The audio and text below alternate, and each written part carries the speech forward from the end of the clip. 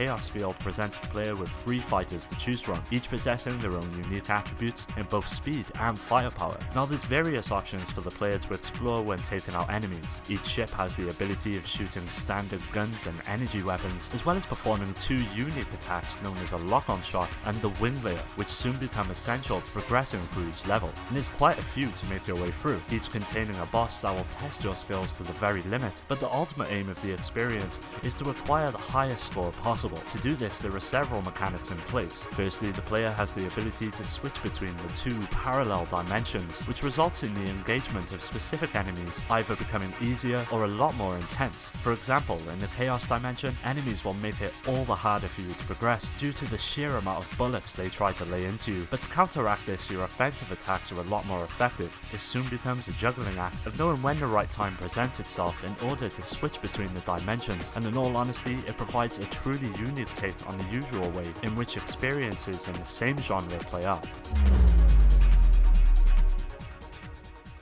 Sega Soccer Slam presents a totally different take on the sport many around the world know and love. It instead allows players to essentially beat the crap out of each other, all the while throwing out many of the rules that make up the sport as we know it. There's no penalties, corner or free kicks. It's essentially 2 teams pitted against each other, with the only objective being to come out on top. There are several modes to get stuck into, including standard exhibition and tournament options, as well as 2 minigames that take the concept and present it in different ways, these being known as Hot Potato and Brawl, both of which place you in an arena against several opponents. The objective in Hot Potato is to get rid of the ball before it explodes by kicking it into your opponent, whilst Brawl is just a straight up fight in which each player has a life meter that can be depleted by essentially battering the shit out of them. But the real star of the show has to be the quest mode, which sees the player competing in a series of matches that reward you with in-game currency that can be used to procure character artwork, but most importantly items that function as power-ups for your players. You'll see necklaces, clothes and even jetpacks that award your player with extra attributes that contribute to your effectiveness on the pitch. The quest mode adds a serious amount of replay value to the experience, but even if it was not included, the gameplay that Sega Soccer Slam offers is seriously on point, making this one hell of a lot of fun, especially with friends.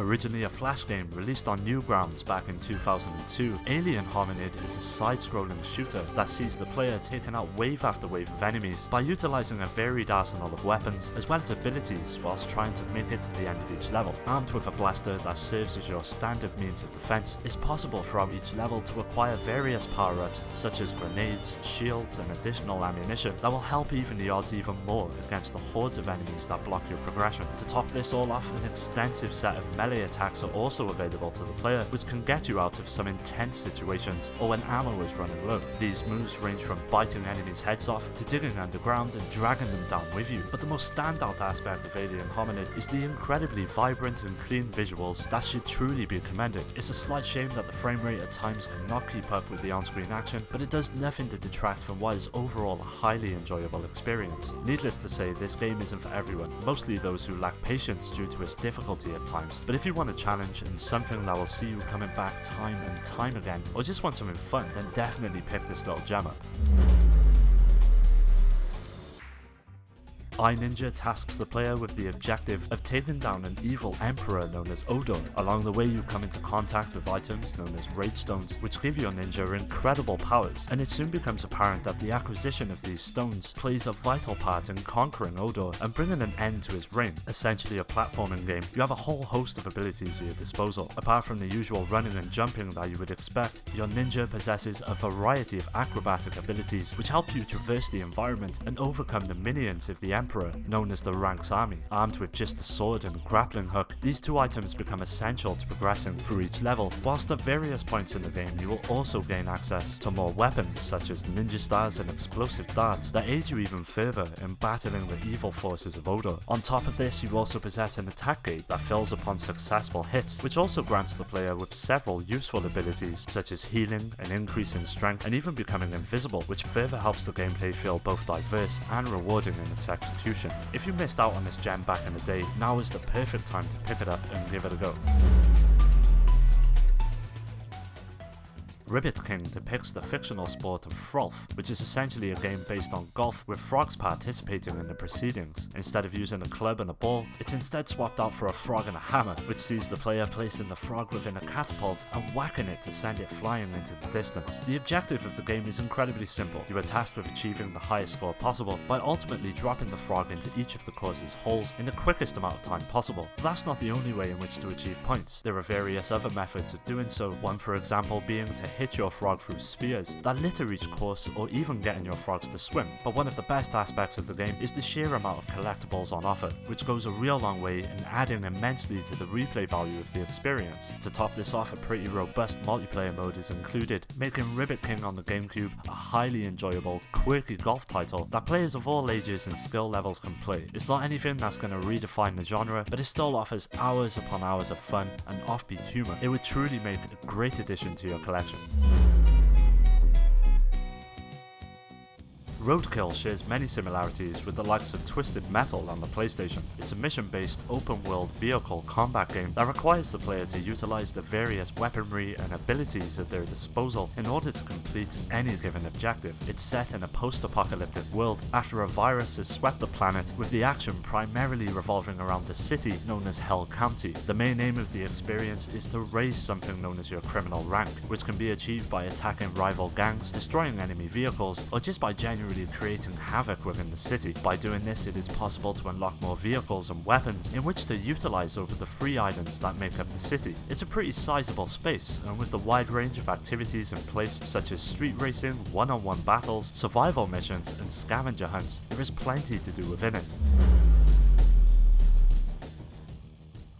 For those fond of the classic snowboarding title SSX, you'll feel instantly at home with Freakstyle, which is essentially the same experience, but instead of taken to the mountains of snow, the player is instead tasked with jumping onto a motocross bike and hitting the track. The same emphasis upon performing insane tricks is present as it was with SSX, but as you would expect with the change of sport, comes with it a whole new style of play that puts a focus upon hitting each jump and turn at insane speeds. It's not at all realistic, to be fair, with the gameplay resembling more of an arcade experience than an actual simulation of the sport, but this in no way is a bad thing. There's plenty of modes available, but the one you'll find yourself spending the most time with, well at least at the beginning, is the single player circuit mode, which deals out much of the game's content to the player, such as new tracks, bikes and riders. As mentioned earlier, the focus on performing tricks is the main aspect of the experience, and with the simple 4-button setup inherited from SSX, it's an absolute joy to pull them off, and it soon becomes essential to your success on each track. Although not the best racer on the Gamecube, Freakstyle offers up a unique experience for those looking for something different, and in that sense, it totally succeeds. Space Raiders is the true successor to the original 1978 classic Space Invaders that brings its simplistic concept into the modern era thanks to a completely new perspective of the action, which now takes place on a ravaged Earth that has been invaded by otherworldly terrors. But where Space Raiders begins to truly shine is the gameplay. It remains largely intact, with the simple objective of taking on hordes of enemies that continually advance towards you, with movement being restricted across a 2D playing field. But the inclusion of several power-ups and abilities is where the experience truly starts to differ from its previous iteration. By utilizing these power-ups, it's possible to take out entire waves of enemies in one hit, as well as deal with the various ways in which enemies try to hinder your progress and attack you, which surprisingly possesses a lot of diversity, helping the gameplay stay fresh as you make your way through the 6 missions that comprise the main arcade mode. To be honest, it's not a very long experience, and will probably last you around 2 hours, but if you have fond memories of the original and are looking for something easy to pick up and play, Space Raiders has got you covered.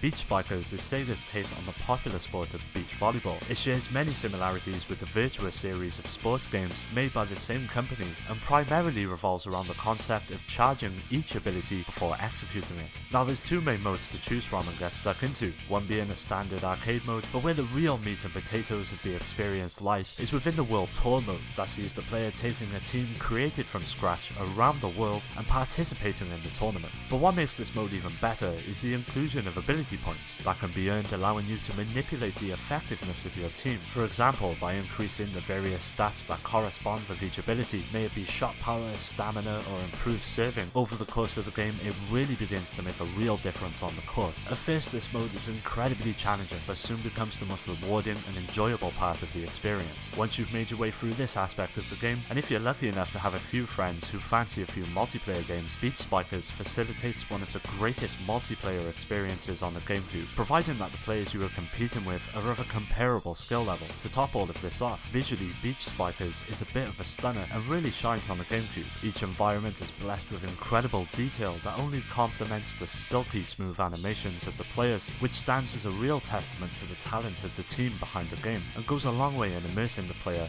in its vibrant and intoxicating atmosphere. After the events of the previous game in the series, Wario had finally gained enough wealth in order to create his own castle from scratch, but little did he know that deep within his newly crafted haven would dwell a piece of treasure that possesses its own plans. Known as the Black Jewel, it awakens and begins to turn all of Wario's accumulated treasure and jewels into monsters that transform the castle into 4 separate worlds that make up the locations you'll be visiting throughout the adventure. Gameplay-wise, combat is front and center, with Wario having the ability to grab enemies to either throw or spin them around, and even pile drive them into the ground. Upon defeating each enemy, a number of coins are dropped by them. These coins can be used to purchase items that will aid you throughout the course of the journey, such as life-restoring vegetables, as well as having the ability to bring you back to life if you are to fail at any point in the game. Further mixing up the gameplay, trapdoors placed throughout each level that lead Wario to several platforming and puzzle-themed challenges manage to break up the flow of the action and offer something different for the player to get stuck into. It's a nice distraction from the main hook of the experience, which in all honesty would get stale quite quickly if it wasn't for these short little diversions.